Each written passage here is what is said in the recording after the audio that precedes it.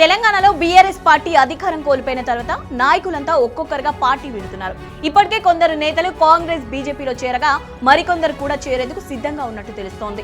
ఈ క్రమంలో ఇప్పుడు మాజీ మంత్రి మల్లారెడ్డి, ఈటెల రాజేందర్ మధ్య జరిగిన సంభాషణ కొత్త చర్చకు దారితీస్తోంది. మేడ్చల్లోని కేఎస్ఆర్ కన్వెన్షన్ లో జరిగిన ఓ ఫంక్షన్ కు మల్లారెడ్డి హాజరయ్యారు. అదే కార్యక్రమానికి మాజీ మంత్రి ఈటెల రాజేందర్ కూడా వచ్చారు. ఈటెలను చూసిన వెంటనే మల్లారెడ్డి ఆయన దగ్గరకు వెళ్లారు. కౌగులించుకొని ఆప్యాయంగా మాట్లాడాడు. మల్కజ్గిరిలో నువ్వు గెలవబోతున్నావా అన్న అంటూ రాజేందర్ ను హత్తుకున్నారు. తాము పాత మిత్రులమని, ఎప్పటికైనా మళ్లీ కలుసుకుంటామని మల్లారెడ్డి చెప్పడం ఇప్పుడు హాట్ టాపిక్ గా మారింది.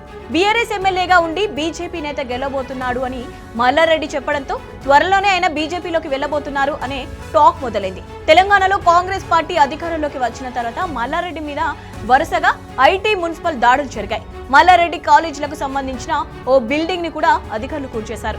ఈ ఒత్తిడితో మల్కాజ్గిరి పోటీ నుంచి కూడా మల్లారెడ్డి తప్పుకున్నారు. అప్పటి నుంచి బీఆర్ఎస్ లో కూడా సైలెంట్ గా ఉంటున్నారు. ఇలాంటి నేపథ్యంలో ఈటెలతో మల్లారెడ్డి ఇలా మాట్లాడడం అందరిలో ఆసక్తిని రేపింది. ఇప్పటికే పార్టీ వీడిన చాలా మంది లాగే మల్లారెడ్డి కూడా త్వరలో కాషాయం కండువా కప్పుకుంటారనే టాక్ మొదలైంది.